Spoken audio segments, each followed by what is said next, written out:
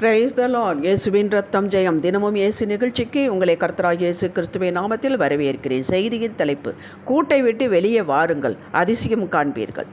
ஆதார வசனம் நீதிமொழிகள் 23:18. நிச்சயமாகவே முடிவு உண்டு, நம்பிக்கை வீண் போகாது. ஆதியாகமம் 28 வசனம்.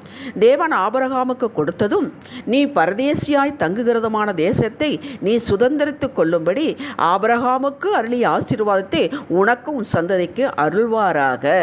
இந்த வசனம், இந்த ஆசீர்வாதம் ஈசாக்கு யாக்கோபுக்கு கொடுத்தது. ஜெயம் கொள்ளுகிறவர்களே, உங்களோடு கழுகை பற்றி கொஞ்சம் ஷேர் பண்ணி கொள்கிறேன். கழுகு உயர்ந்த இடத்துல தான் கூட்டை கட்டும். அந்த கூட்டை நான் பார்த்திருக்கிறேன்.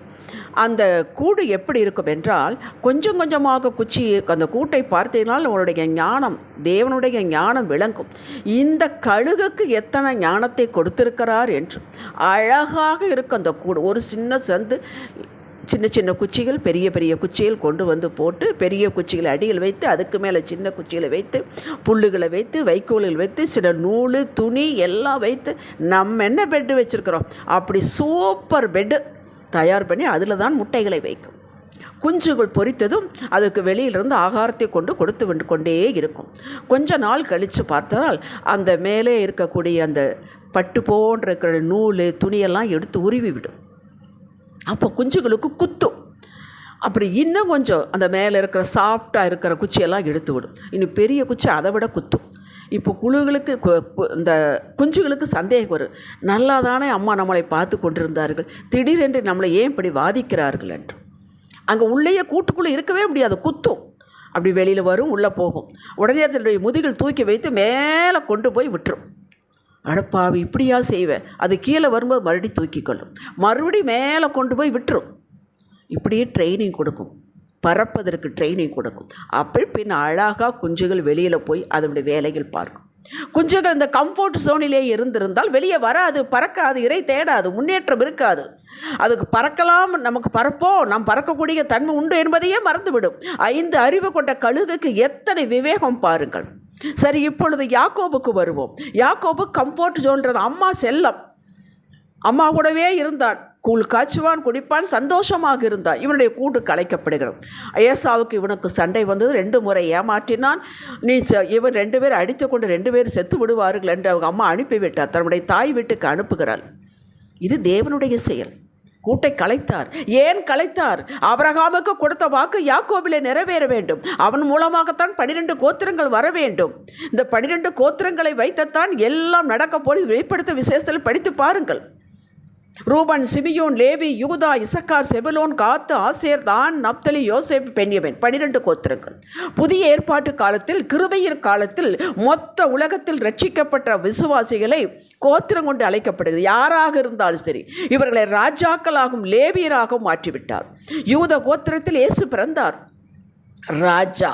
அவர் ஆளுகை செய்தால் நாமும் ஆளுகை செய்கிறோம். அவர் என்றென்றும் ராஜாவாக இருக்கிறார். லேவி கோத்திரத்தை தான் ஆசாரியர்கள் வெளிப்பட்டார்கள், தேவனுக்கு ஊழியம் செய்கிறவர்கள். இவர்கள் தேவனுக்கு முன்பாக நிற்கிறவர்கள். இயேசுவோ மகாபிரதான ஆசாரியராக மாற்றப்படாத ஆசாரித்து உடையவரும் ஆனார். நாம் இயேசுவிற்கு உடன் பங்காளிகள், உடன் சுதந்திரவாளிகள். அவர் முதற்பலன், முன்னோடி, நாம் அடுத்தது. ஆக அவர் ஆளுகை செய்கிறார்.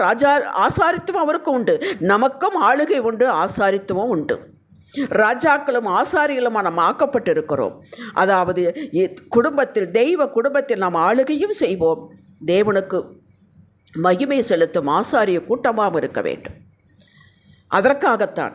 அதே சமயத்தில் நம்மை கம்ஃபர்ட் ஜோனிலே இருந்து பழகி கொண்டோமானால் இந்த 2ஐயும் காலப்போக்கில் மறந்தே விடுவோம். நமக்கு ஒரு ஆளுகை உண்டு என்பதை மறந்து விடுவோம். நாம் ஆள பிறந்தவர்கள் என்று மறந்து விடுவோம். நம்ம ஆண்டவருக்கு முன்பாக நிற்கிறவர்கள் அந்த தைரியத்தை விட்டு விடுவோம். ஜெபித்தால் ஆசீர்வாதம் கிடைக்கும், வாழ்வோம் என்று அனலமில்லாமல் குளிரமில்லாமல் நிலைக்கு வந்து விடுவோம். நம்மை உயர்நிலைக்கு கொண்டு போய் எந்த நிலையிலும் இந்த விலையை விட்டுவிடக்கூடாது என்ற தீர்மான நிலைக்கு கொண்டு வரவே எப்போதும் ஜாக்கிரதை உள்ளவர்களாக இருக்கவே. எதில் ஜாக்கிரதை? நமக்கு கையளிக்கப்பட்ட ஆவிக்குரிய ஆசீர்வாதம், உலக பிரகாரமான ஆசீர்வாதங்களை கண்ணும் கருத்துவாய் காத்துக்கொள்ள வேண்டும் என்பதில் ஒரு ஜாக்கிரதை, ஒரு விழிப்புணர்வு.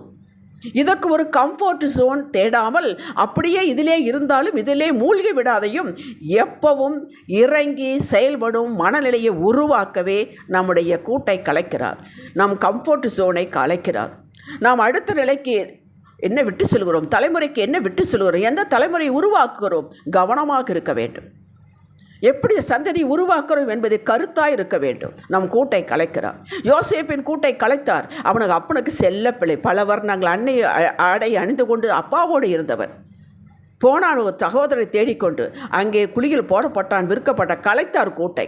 எதற்காக? அவனுக்கு கொடுத்த தரிசனம் நிறைவேற வேண்டும். அவர்கள் யாக்கோபின் உடும பஞ்சத்தால் அழிந்து போய் விடக்கூடாது. இவனை முன்னே கொண்டு போய் எகிப்திற்கு கொண்டு போய் அங்கே அதிகாரி ஆக்க வேண்டும். கேட்டீர்களா? அது அவனுக்கு தெரியுமா? தெரியாது. நம்ம கூட்டை கலைக்கிறார்களே என்று தானே இருந்திருப்பான். உயர்த்தினார் அல்லவா? தாவீதின் கூட்டை கலைத்தார். எப்படி? இன்பமாக சங்கீதம் பாடிக்கொண்டு அருமையாக ஆடு மேய்த்து கொண்டிருந்தான். வரவழைக்கப்பட்டான், அபிஷேகம் பண்ணப்பட்டான். அன்றிலிருந்து பிடிச்சது பாரு. அவனை என்ன செய்ய வேண்டும்? ராஜாவாக்க வேண்டும். சமஸ்த இஸ்ரவேலுக்கு ராஜாவாக்க வேண்டும். கூட்டை கலைத்தார். அவனுக்கு ட்ரைனிங் கொடுக்க வேண்டும். மக்கள் ஏமாற்றுவார்கள், அதை ஏற்றுக்கொள்ள வேண்டும். அது எப்படி நடக்க வேண்டும், மக்களை சார்ந்து இருக்கக்கூடாது. ட்ரைனிங் கொடுத்தார். காடு, மேடு, பள்ளம், குகைகள், உயர்ந்த நிலைக்கு உறுத்தவில்லையா? புதிய ஏற்பாட்டில் பவுலாக இருந்தவர் ஒரு காலத்தில் சவுலாக இருந்தான். அவன் என்ன செய்வான்? சர்ச்சை அழித்தான், மக்களை பிடித்தான், அவனுக்கு இஷ்டமானதை செய்து கொண்டு சந்தோஷமாக இருந்தான். கூட்டை கலைத்தார். அப்போஸ்தலர் 9ஆம் அதிகாரத்தில் திருப்பினார். தன்னுடைய டைரக்ஷனுக்கு திருப்பினார். அவனை கொண்டுதானே இத்தனை புதிய ஏற்பாட்டின் 3/4 பாகத்துக்கு மேலே எழுத வைத்தார். கேட்டீர்களா? யாருடைய கூடு கலைக்கப்படுகிறதோ, யாருடைய கம்ஃபர்ட் ஜோன் கலைக்கப்படுகிறதோ, அவர்களை அடுத்த நிலைக்கு உயர்நிலைக்கு கொண்டு போகிறார் என்பதாகும். இப்பொழுது நம்முடைய விஷயத்திற்கு வருவோம். வேலை ஸ்தலத்தை பக்கத்திலேயே வைத்துக் கொள்வது. பிள்ளைகள் கல்லூரி பள்ளிக்கூடம் எல்லாம் வீட்டுக்கு பக்கத்திலே அமைத்து கொண்டு ஞாயிறு ஆராதனைக்கு சர்ச்சுக்கு போவது, பின் வருவது, சாப்பிடுவது, ரெஸ்ட் எடுப்பது, தூங்குவது, அடுத்த நாள் வேலை. இது ரொட்டீனாக போதுமுங்க. இப்படியே நம்ம காலம் போனால் போதும் என்ற ஒரு மந்த நிலை.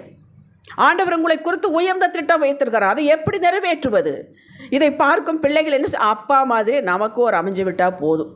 இப்படித்தான் என்ன வரும்? போதும், இதுக்கு மேலே படித்து நம்ம கலெக்டராக ஆக போகிறோம், போதும். இது ஒரு மந்த நிலை.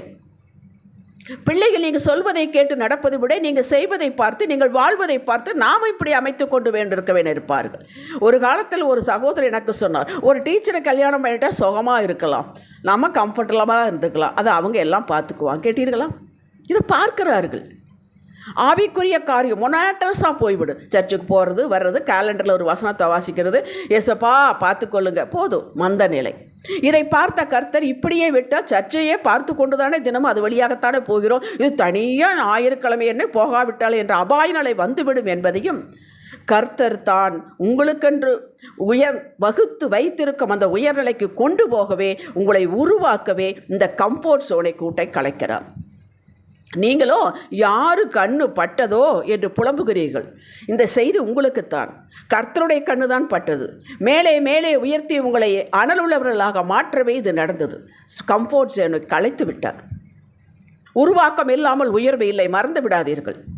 பாடம் கற்றுக் கொடுக்காமல் டெஸ்ட் இல்லை. டெஸ்ட் என்பது அடுத்த உயர்நிலைக்கு உங்களை உயர்த்தவே. மேலே உள்ள சாட்சிகளை பார்த்தோம். யாக்கோபு, யோசேப்பு, தாவீது, பவுல், இவர்களைப் போல உங்களை உயர்த்தவே இந்த அலைச்சல், இந்த அலக்களிப்பு. புரிந்து கொள்ளுங்கள். உங்களுக்கு கற்றுக் கொடுக்கிறார். எப்படி உழைப்பது, எப்படி ஜாக்கிரதையாக இருப்பது, எப்படி ஆர்டர்களை கவ்விக்கொள்வது, எப்படி முன்னேற்ற பாதையில் நடப்பது, சுறுசுறுப்பாக இருப்பது கற்றுக் கொடுக்கிறார். உள்ளான மனிதனை பலப்படுத்துகிறார். வாய்ப்புகளை எப்படி கவ்விக்கொள்வது, மனிதர்களை எப்படி கையாள்வது, எல்லாரும் அப்படித்தான் இருப்பார்கள். அதையே சொல்லி புலம்பிக் கொண்டிருக்கக்கூடாது. கற்றுக் கொடுக்கிறார். வெகு சீக்கிரத்தில். இது கற்றுக் கொடுப்பது தியரியாக சொன்னால் கற்றுக் கொடுக்க மாட்டோம். நம்மளை ஃபீல்டில் இறக்கி நமக்கு வாய்ப்புகளை கொடுத்து நம்மளை ஏமாற வைத்து கற்றுக் கொடுக்கிறார். உங்கள் கை கொண்டே ஒரு ஸ்தாபனத்தை நிறுவ வைப்பார். சம்பளத்துக்கு போன நீங்கள் அநேகருக்கு வேலை கொடுத்து சம்பளம் கொடுப்பீர்கள். இனி நீங்கள் கம்ஃபோர்ட் ஜோனை தேட மாட்டீர்கள். ருசித்து விட்டீர்கள். அடுத்து இன்னும் ஆவிக்குரிய காரியத்தில், உலக காரியத்திலும் மேலே மேலே போகலாம் என்ற ஆர்வத்தோடு முன்னேறுவீர்கள். அதற்குத்தான் இந்த ஜோன் கலைக்கப்படுகிறது. மற்றவர்களையும் தூண்டுவீர்கள். இதுதான் உண்மையான வாழ்க்கை வளர்ச்சி. தேங்கி நிற்கும் தண்ணீர் நாரும். நீங்கள் பிரவாகித்து புரண்டு ஓடும் நதியாக இருப்பீர்கள். இது போகும் இடமெல்லாம் செழிப்பு. அப்படி நீங்கள் எந்த இடத்துக்கு போனாலும் இருந்தாலும் அங்கே சாட்சியாக இருப்பீர்கள். உங்களுடைய உற்சாகம், உங்களுடைய உழைப்பு, உங்களுடைய ஜாக்கிரதை மற்றவர்களை தொற்றிக்கொள்ளும். அதற்காகத்தான் உங்களை உருவாக்குகிறார். உங்களை அப்படியே செய்வார். ஜெபிக்கலாம். தகப்பனே, இனி நான் காரியம் ஆராய மாட்டேன். இது என்னுடைய உயர்வுக்கே மேன்மைக்கே என்று எடுத்துக்கொள்வேன். உமது கரத்தில் அர்ப்பணிக்கிறேன் இயேசுவே. இயேசுவே நாமத்தில் பிதாவே, இன்றைய சிந்தனைக்கு என் வாழ்வில் காலையிலிருந்து மாலை வரை எது நடந்தாலும் அதை என் வாழ்வின் உயர்வுக்கு, வளர்ச்சிக்கு என்று எடுத்துக்கொண்டு பயன்படுத்திக் கொள்வேன். உழைப்பதற்கு தயாராகிவிட்டேன். ஆமேன். அல்லேலூயா.